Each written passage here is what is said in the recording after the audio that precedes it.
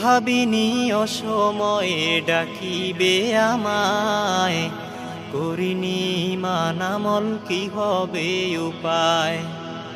তওবা করার সময়টাও এখন আমার নাই। ইসলাম অবমাননা এবং কোরআন অবমাননার বিরুদ্ধে আমার হিন্দু ভাই, আমার হিন্দু বোনেরা প্রতিবাদ করার জন্য রাজপথে দাঁড়াতে না পারবে, ততদিন পর্যন্ত মুসলমানেরা যদি কলিজা কেটেও মন্দির পাহারা দেয়, আমরা ইনসাফের রাষ্ট্র প্রতিষ্ঠা করতে পারবো না।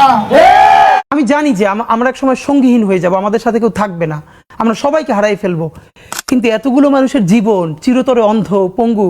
কিভাবে এটা আমি অনেকবার বলছি, ঢাকা বিশ্ববিদ্যালয়ের মসজিদ থেকে নামাজ পড়ে বেরোচ্ছে, টিআরটি ওয়ার্ল্ড একটা ছেলেকে ইন্টারভিউ করবে জুলাইয়ের আহত, তা আমাকে দেখে ওনারা কথা বলতেছে, তখন ছেলেটা শুনতেছে যে আমি এসছি, ও কোরআনের হাফেজ, মনে হয় 21 না 22 বছরের, 2 চোখ চিরতরে হারাই গেছে, ভালো ফিরবে না। তো আমার কাঁধে হাত রেখে বললো কি যে হাদি ভাই, আমারে সপ্তাহখানেকের জন্য আমার একটা চোখে একটু আলো ফিরিয়ে দেওয়া যায়। আমি বললাম ভাই 1 সপ্তাহের জন্য কেন? বললো ভাই অন্তত আমার মারে আমার খুব একবার দেখতে মন চায়, আমার মা আমার অনেক নিষেধ করছিল অন্তরণে যাইতে, আমি ফিরে আসার সময় মারে দেখি নাই, আমার একটাবার মন চায় আমার মারে দেখি। তো যারা হাজার হাজার কোটি টাকা পাচার করে বিদেশ চলে গেছে,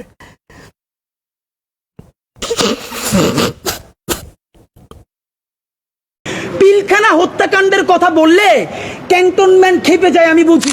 যেই শাপলা গণহত্যায় সারা ঢাকার মধ্যে রাতের আধারে প্রকাশ্য দিবালোকে গুলি চালিয়ে অগণিত মানুষকে হত্যা করা হলো, এবং যেটার মধ্য দিয়ে ফজরের মধ্যে রক্ত ধুয়ে হাসিনা প্রথম শক্তি পেল যে যে কোনো গণহত্যা চালিয়ে ফজরের আগে রক্ত ধুয়ে আবার দেশ চালানো যায়, সেই গণহত্যার কোনো স্বীকৃতি নাই।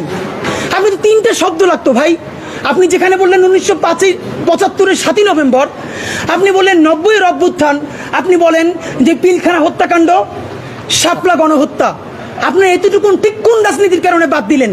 পিলখানা হত্যাকাণ্ডের কথা বললে ক্যান্টনমেন্ট খেপে যায়, আমি বুঝি। তো এই আন্দোলন কি ক্যান্টনমেন্ট করে দিছে?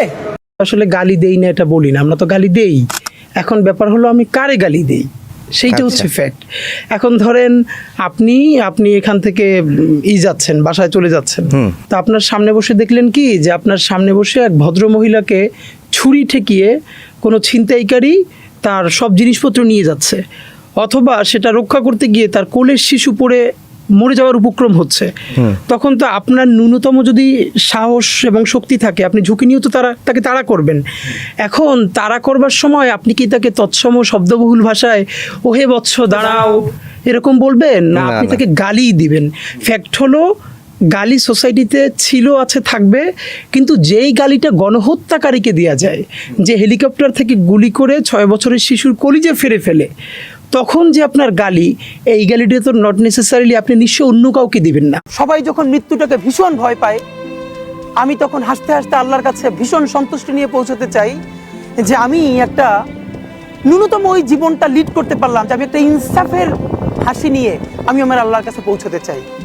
সুতরাং আগামী 50 বছর বাঁচলাম, কোনো ইম্প্যাক্ট তৈরি হলো না আমারে দিয়ে, দেশের জন্য, রাষ্ট্রের জন্য, উম্মার জন্য, জাতির জন্য।